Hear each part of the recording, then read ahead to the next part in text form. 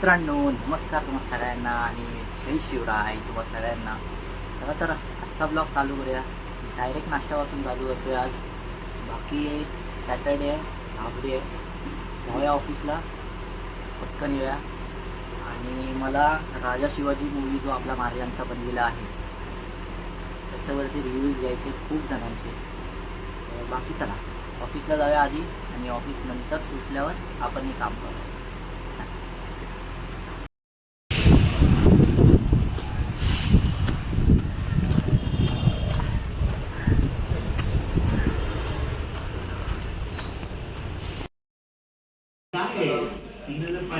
Open झाली तर ठीक आहे. कुठला रिझल्ट तुझा? मित्राचा भावाचा आहे. त्यातल्या 10वी हां नाही 12वीचा आहे. 12वीचा एवढा लवकर रिझल्ट आला? हा मग काय तर बस काय.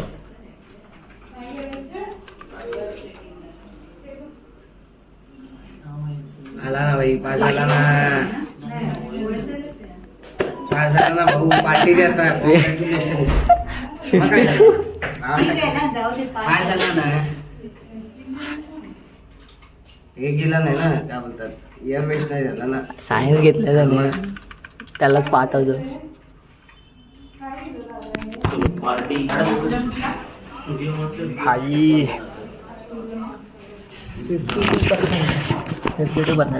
52.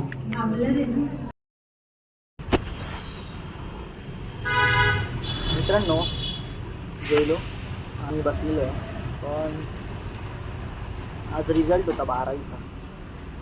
आपला भाऊ होता संचित, सायन्स घेतलेला, पास झालेला आहे मस्त. आणि बाकी अजून जेवढे व्हिडिओ बघणारे असतील ते लोक 10वी किंवा 12वीला होते, चांगले पास व्हा आणि कॉंग्रॅच्युलेशन तुमच्या पुढची वाटचालीसाठी. बाकी चला आज मॅच आहे मुंबई CSK, बघूया काय होतं.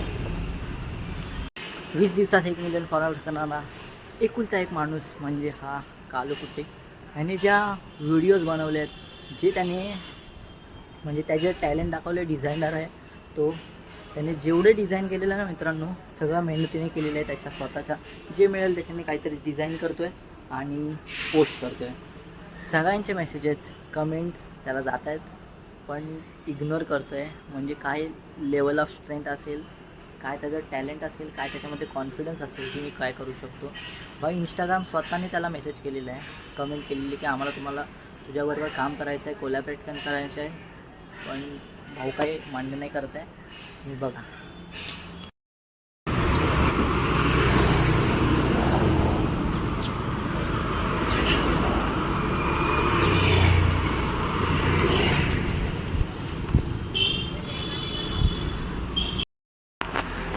मित्रांनो मी आलेलो आहे घरी आणि 10वीचा रिझल्ट लागलेला आहे. मी मगाशी पण बोललो, सॉरी 12वीवाल्यांचा रिझल्ट लागलेला आहे. आणि खूप लोकांचं असं झालं असेल की एवढे का कमी पडले हे ते. पण कोणीतरी म्हटलेलं आहे the piece of paper doesn't matter your life.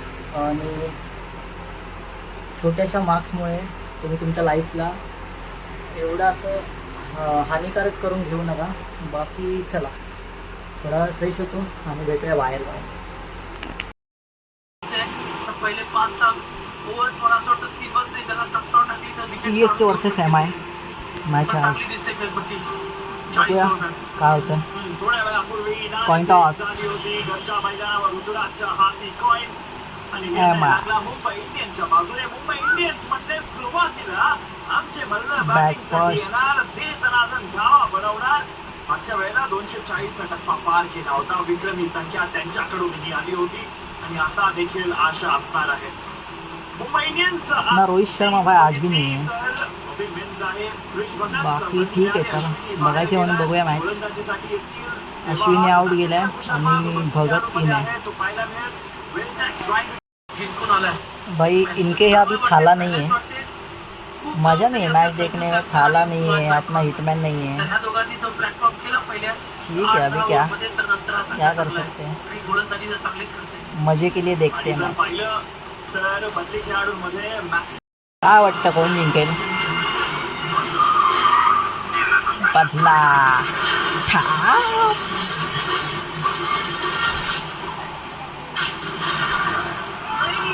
बाकी बघूया चला.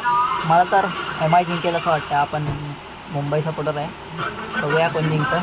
बाकी चला. कॉपीराईटचं पडतं, कॉपीराईट पडतं माझ्यावर चॅनलवर, त्याच्यामुळे डायरेक्ट मॅच संपल्यावरती भेटतं. आणि as a Mumbai Indians fan खूप अशा नाखुश आहे, अनखुश. आणि बाकी बोलायचं म्हणजे मॅचबद्दल, मुंबई इंडियन्सचे प्लेयर सिक्वन्स वाईज ओके आहे. बुमराची बॉलिंग झाली, मस्त झाली. बाकी बोलायचं म्हणजे कॅप्टन्सी, माहिती नाही कॅप्टन्सी बरोबर झाली की बॉलिंग बरोबर झाली, बॅटिंग बरोबर झाली. पण जे CSK वाले खेळलेले आहेत ना, मस्त. जो कंबोज आहे बॉलर, हा पहिला मुंबई इंडियन्समध्ये होता. तो आपण मुंबई इंडियन्सने सोडलेला आहे आणि चेन्नईने घेतलेला आहे. तो प्लेयर खूप छान खेळतो आहे आणि चांगलं वाटतं आहे, खूप छान. बाकी त्यांनी एक न्यू हे आहे, बॉलर आहे रामकृष्ण म्हणून. त्याने मित्रांनो काय कॅच पकडली आणि बॉलिंग लाईन पण मस्तच, एकदम मस्तच केलेली आहे त्यांनी बॉलिंग लाईन पण. आणि CSKची टीम छान आहे. त्यांना एक असा यंगस्टर भेटलेला आहे, प्लेयर भेटलेले आहेत चांगले चांगले. हा थाला नाही आहे, त्याचं एक आहे, पण त्यांची टीम चालते. टीमला एक सपोर्ट आहे असा छोटासा, आपण बोलतो ना एक असा बॅकअप लागतो, थोडीशी टिचकी द्यायला, तसे त्यांना आहे. ऋतुराज गायकवाड आहे, संजू सॅमसन आहे, एक्सपिरियन्स प्लेयर आहे. संजू सॅमसन छान खेळला, पण जर का विल जॅक्सची ती जर का कॅच सुटली असती तर स्कोर काहीतरी वेगळा असता मुंबई इंडियन्सचा. आणि बॅटिंग लाईनमध्ये आपला तिलक वर्मा वगैरे सगळे फ्लॉप झालेले आहेत. काल सूर्यकुमार फ्लॉप झालेला आहे. बाई सूर्या, मला वाटत नाही आता अजून फॉर्म आहे सूर्याचा. 1-2 मॅच झालेले आहेत, खूप मॅचेस झालेले आहेत, सूर्याचा काय फॉर्म दिसत नाही आहे. आपला विल जॅक्स भाऊ विल जॅक्स आणि रिकल्टन मस्त ओपनिंग बॅट्समन आपल्याला भेटलेले आहेत. काल दिवस नव्हता त्यांचा, त्याच्या आधीची मॅच तुम्ही बघितला असाल, खूप छान खेळलेले आहेत. आणि गोष्ट राहिली सेकंड इनिंगची. सेकंड इनिंग चालू झाली मित्रांनो, पहिलीच कॅच सुटली ती म्हणजे विल जॅक्स भाऊकडून. ठीक आहे, आपण ती मूव्ह ऑन करलो. त्याच्यानंतरला मग संजू सॅमसनची कॅच आली, आपल्या रॉयल रिकल्टन भाऊ कॅच पकडली, छान सुंदर अशी कॅच पकडलेली आहे. आणि आपल्या बुमरा भाऊला खूप अशी छान विकेट भेटलेला आहे. बाकी स्कोर कमी होता आपला, पण आपल्यामध्ये ती जिद्द होती.